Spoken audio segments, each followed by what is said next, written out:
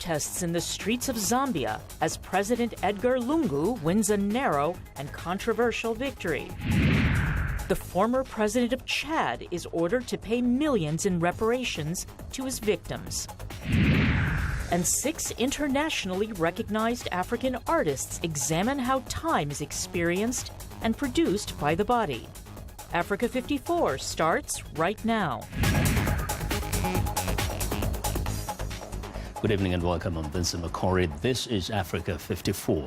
Now we'll have those stories shortly, but first in Zimbabwe, police fired tear gas and used water cannons on Wednesday to disperse about 100 people protesting against central bank plans to reintroduce local banknotes. Now the chanting demonstrators were attempting to march through the streets of Harare towards the central bank, but they were stopped by riot police. Zimbabweans fear the central bank's plan to introduce banknotes or bond notes in October to ease the dollar shortage could open the door to rampant money printing, as happened in 2008 when inflation hit 500 billion%, wiping out people's savings and pensions. Demonstrators renounced President Robert Mugabe, the nation's finance minister, and central bank's governor, who have backed the measure and likened the planned bond notes to toilet paper. Well, in neighboring Zambia, President-elect Edgar Lungu has delayed his inauguration until a court rules on a challenge from his main election rival, opposition leader Hakainde Hichilema, who alleges the vote was rigged. Results on Monday showed Lungu narrowly winning a re-election in Africa's second-largest copper producer, which is suffering an economic slump due to depressed commodity prices. Wearing a white T-shirt with the victory symbol and the words, "I love peace" on it, the president told his supporters at a victory rally in Lusaka, and I quote, "The courts of law are a creature, and so the courts should be given latitude to make decisions." A rule introduced in January says the winner of a presidential election cannot be sworn in if the vote is contested in a court. The court has 2 weeks to decide on such a petition. Now, for more on Zambia's election, journalist Gift Chanda joins me on the phone from Lusaka. Good evening, Chanda. Good evening, Vincent. Yes. Now, first, this is almost unprecedented in most African capitals. The president himself saying, "We will delay the inauguration." What has been the reaction from the ground? Well, it's a kind of mixed feeling. A lot of people are looking at this as a commendable move and sort of appreciating the feelings of the opposition. They see this as a step and in the right direction, in as far as respecting democratic rights are concerned. But on the other hand, we are still waiting to hear from the opposition as they file in the contest the election. Yeah. They are expected to file in this tomorrow, possibly. Yeah. Now, does this postponement at least release or lessen the tensions that were there before, now that at least people know there will be some justice done through the court system? Definitely. It released the tension that was there, that we saw especially during the campaign. We saw a lot of clashes between the ruling party supporters as well as the opposition party supporters.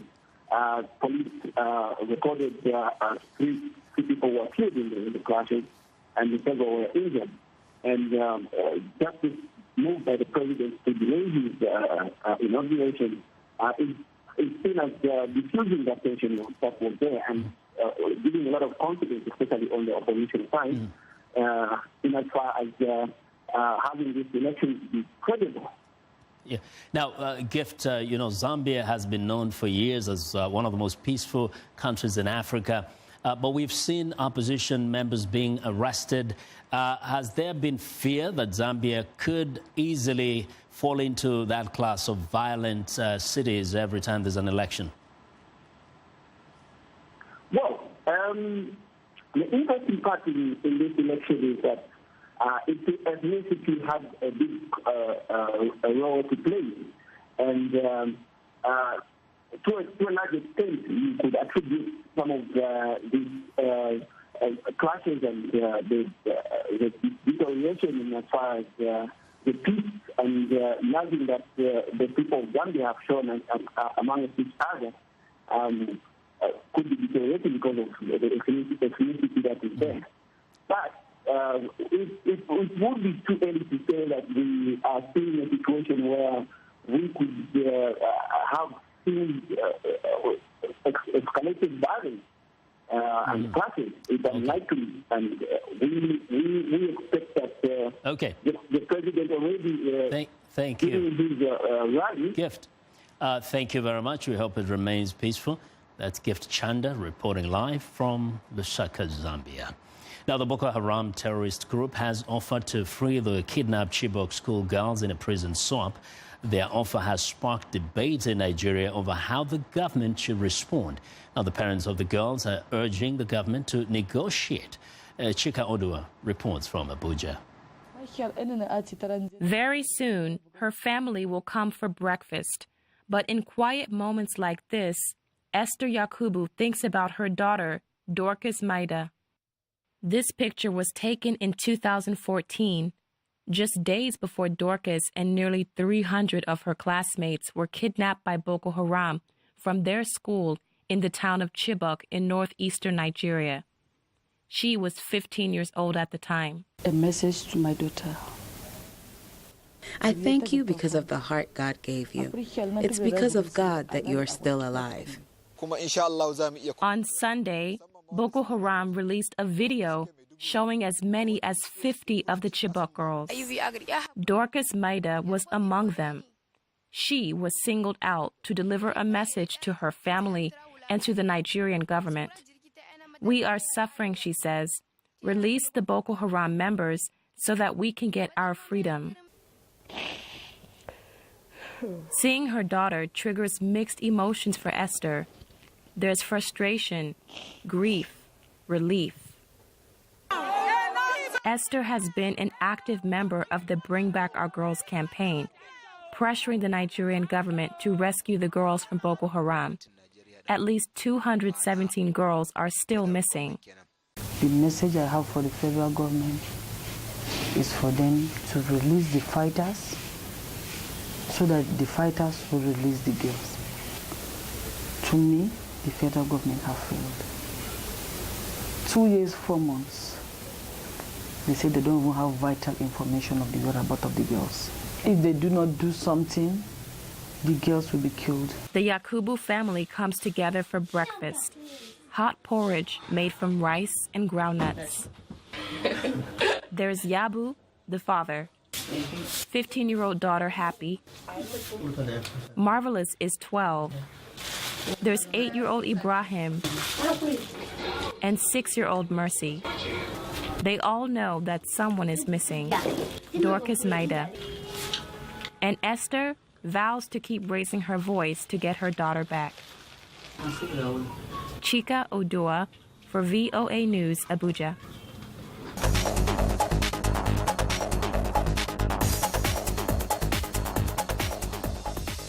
Well, in business news, Ghana may slowly be making headway with its economic plan as the country struggles to curb inflation and get spending under control. Africa 54 business correspondent Gil Malandrino joins us live from New York for more. Hi, Gil. Hey, Vincent. So the recent passage of the Petroleum Production and Exploration Bill into law by Ghana's parliament has been hailed as a regional triumph. Ghana, a country that only found oil 9 years ago, managed to pass the bill into law as Nigeria keeps fumbling with the passage of its petroleum industry bill.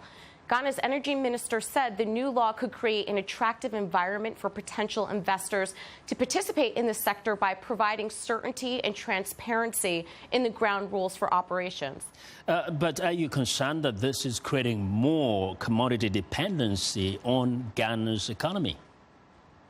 That's a great question because we always reference the need for economic diversity on the continent. There's a provision in the bill which says people engaged in petroleum activities shall acquire materials, equipment, and consumer goods produced or provided for in the country by an indigenous Ghanaian company of similar quality and cost to foreign material or goods. So this will clearly have a positive impact on Ghana's economy. In addition, Ghana passed the Public Financial Management Law to address the persistent financial leakages in the public sector purse. Strict sanctions against public officials spelled out in the law are likely to deter public officials from breaching that law. And it looks like the U.S. has taken notice of this, and American investments in Ghana are increasing, right? Right. So Ghana has invested massively in road networks across the country. It's building new hospitals, constructing new schools, and expanding water systems, among other things. 37 American companies have invested in Ghana, and in the last year, 79 new investments or trade deals, all of a total of $800 million have been made. Since the beginning of 2016, 6 American companies have started to operate in Ghana, including Procter & Gamble, Uber, and Pizza Hut. Now, this is according to the U.S. ambassador to Ghana. Part of this is due to the African Growth and Opportunity Act, which was extended and renewed by Congress this year. The AGOA provides countless jobs for Africans, and if you thought Brexit would make waves in Africa, our national election in November will certainly have an impact on continued foreign investment. Jill, thank you for your reporting. Thank you. That's Africa 54 business correspondent Jill Malandrino reporting live from New York. Well, we want to know what you think about Africa 54 and the stories we covered. Join the conversation on Facebook. The address is Africa 54, and check out our headlines 24/7 on voaafrica.com. Find me on Twitter at VOA Vince Makori. Coming up, Chad's former president is ordered to compensate his victims. Stay with us.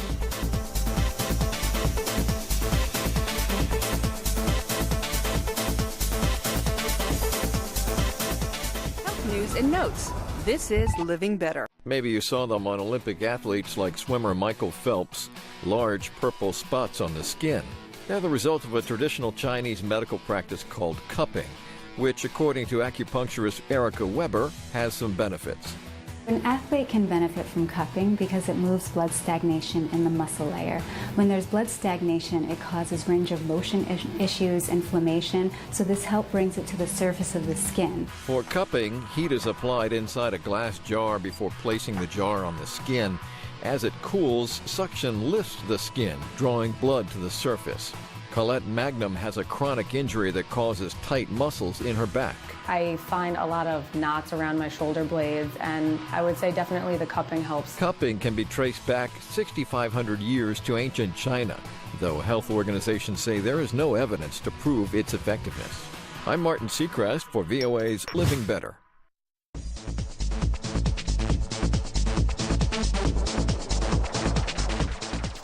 Well, an African court has ordered the former president of Chad, Hissène Habré, to pay reparations to thousands of people for crimes committed against them during his 8 years in office.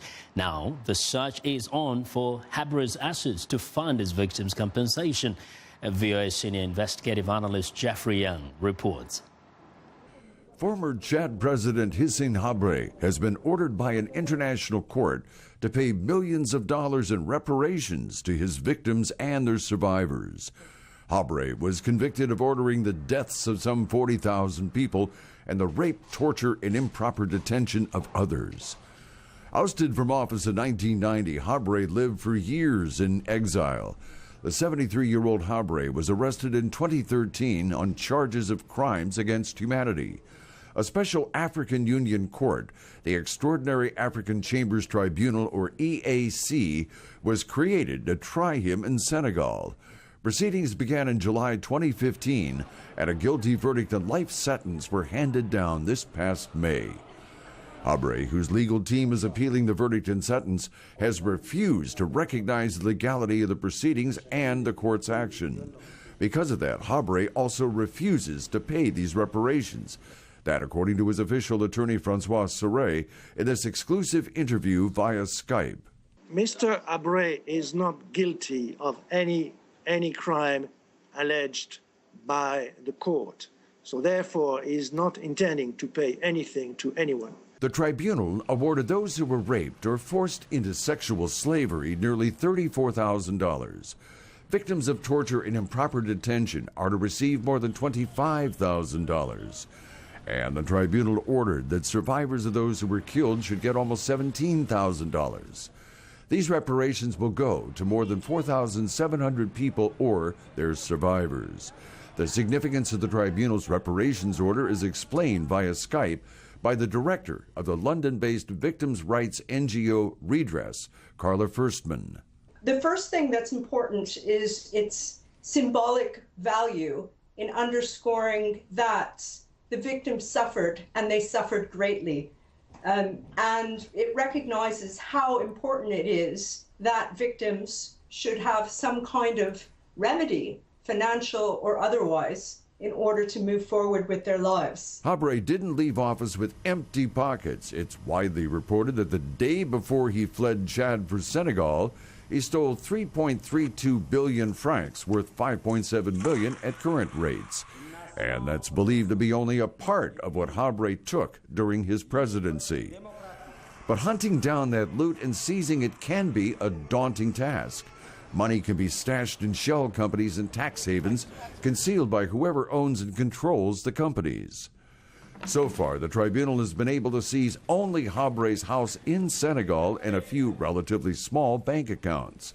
Whatever is found will go into a trust fund for Habré's victims set up by the African Union Court, which is also seeking outside donors, as explained via Skype by Amnesty International Africa's senior legal advisor, Erica Bussi.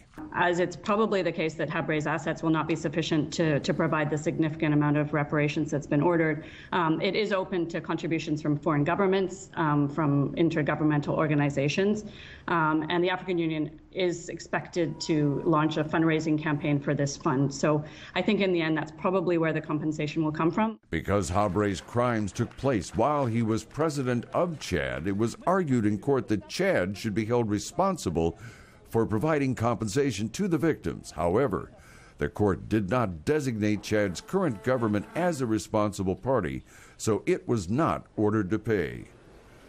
Habré is the first former African leader to be convicted and punished by another country for crimes committed while in office. Rights activists say that with this precedent established, it is time for more of the continent's so-called strong men to be brought to justice. Well, Jeffrey Young now joins me in the studio for more on the Habré ruling. Jeffrey, welcome to Africa 54. Thank you. Fascinating story there. Question is, will he produce the money? There's a long history of people like him who have immense wealth, who conceal the wealth. As the report shows, they use shell companies, they use third parties. Bad guys don't put the money in the bank under their own name. So the search for the money and the recovery of the money is sometimes almost impossible. And then there's instances like what happened in the trial of Charles Taylor in Liberia. He had millions of dollars, and yet somehow his attorneys managed to have him declared indigent. I asked this question, tried to ask this question of Francois Serres, the attorney for Hissène Habré, and did not get a straight answer. But I suspect that if they push a little harder, that's the tactic, that they'll just simply say he's poor. We know they have the money somewhere, but one thing that comes across even from the attorney is that they have no respect for this court. The attorney said he is not guilty of anything. That's right. Yeah. They claim that there was a previous trial of Habré and he was found not guilty. This happened some time back. And they have argued all this time that it's a matter of double jeopardy, that he's already been tried, he was not found guilty. This trial is not valid. But for the continent of Africa, we can say symbolically, this really is a big step, right? It's a big step. But unfortunately, justice has been rendered, but not recovered. And that's the second half of the story, and it's sad. It's a guy getting away with 40,000 murders. He did. In a way. Jeffrey, thank you very much for joining us today and for that fabulous report, as always. Well, Jeffrey Young, VOA's senior investigative analyst. It's time now for a short break. Still to come on Africa 54. African artists challenge human perceptions of time. We'll be right back.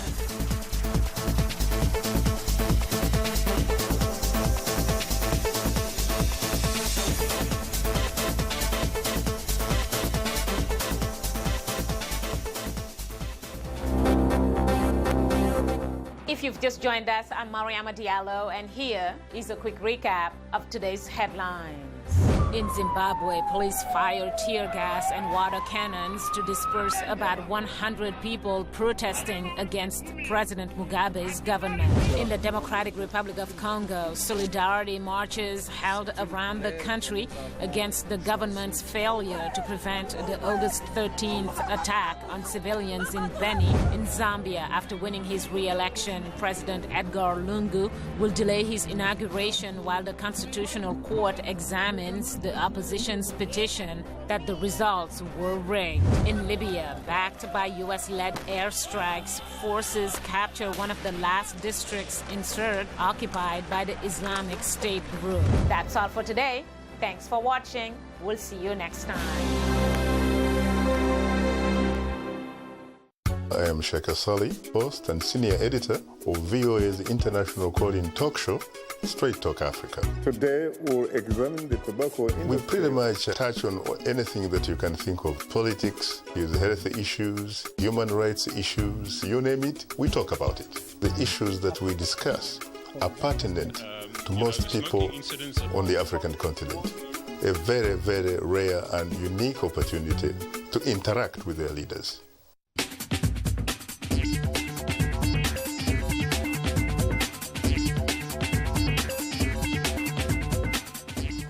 Welcome back to Africa 54. Here's what's trending. A Detroit couple has filed a class action lawsuit against the creators of the extremely popular mobile game Pokemon Go.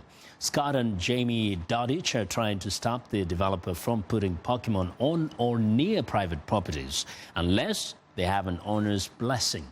Now, the Dodiches are fed up with players walking on their lawn, looking into their windows, and even swearing at them. They live across the street from a park which is a Pokemon Go gym, while 7 Poke Sports are in the nearby area. Pokemon Go has been downloaded close to 100 million times.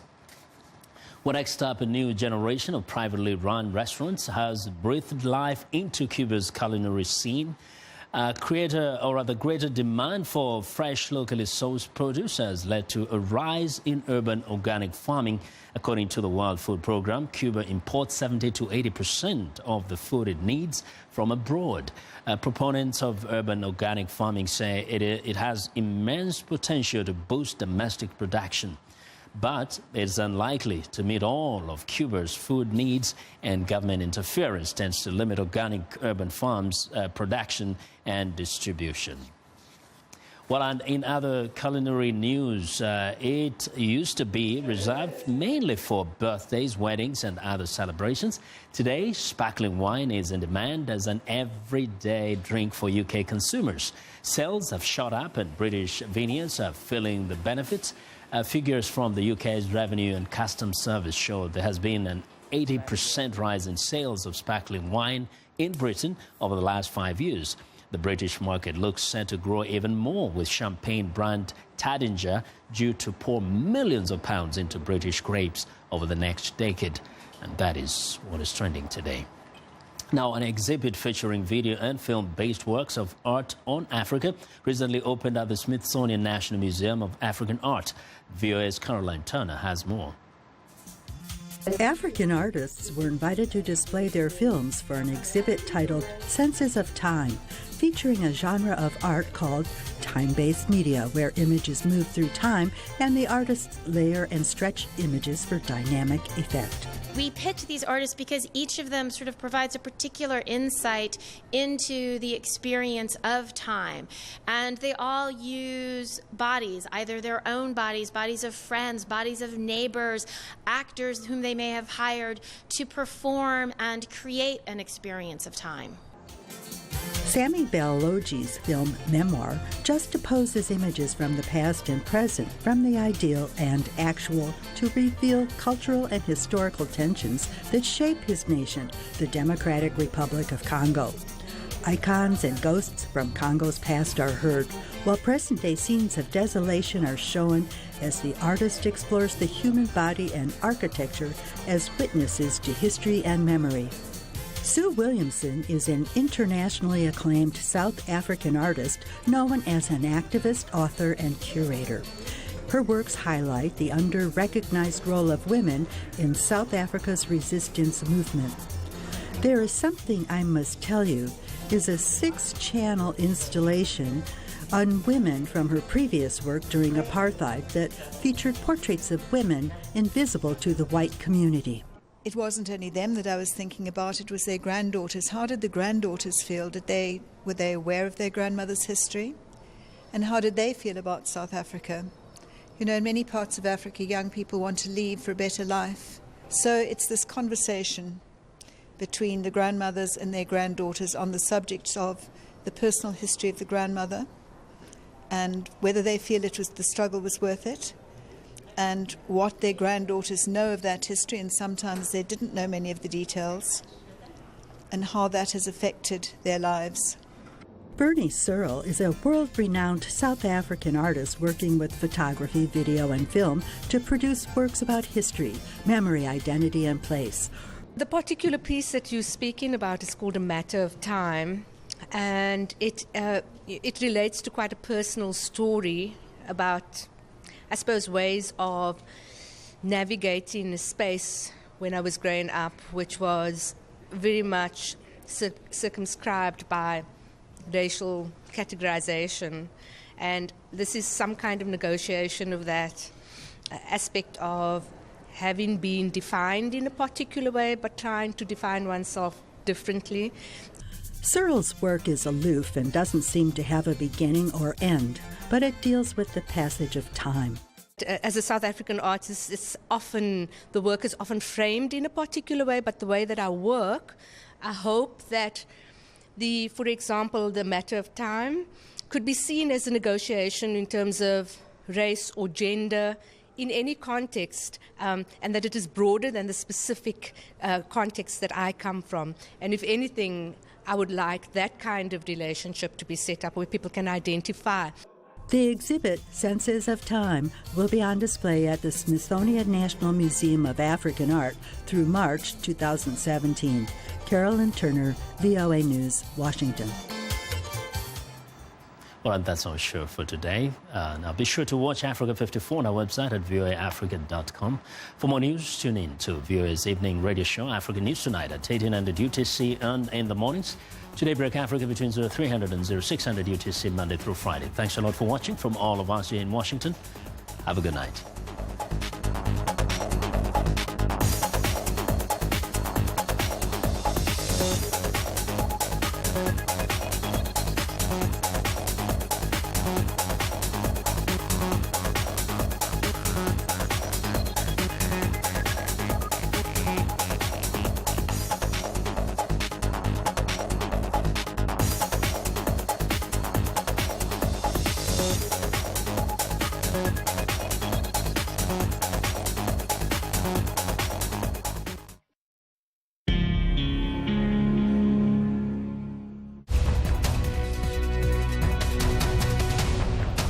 Welcome to the Voice of America's Newswords, where we teach you about words you hear in the news. This is a word you sometimes hear in stories about the armed forces of nations. Convoy. Last week, videos surfaced on YouTube of 3 modern T-64 tanks clanking through the streets of rebel-controlled Donetsk. Then, NATO released satellite photos indicating that the tanks came from southern Russia as part of a larger weapons convoy that included rocket launchers. A convoy is a group of vehicles traveling together for protection. In this story, the convoy was from Russia, and it included heavy military vehicles. Now, when you hear the word convoy, you will know what this news word means.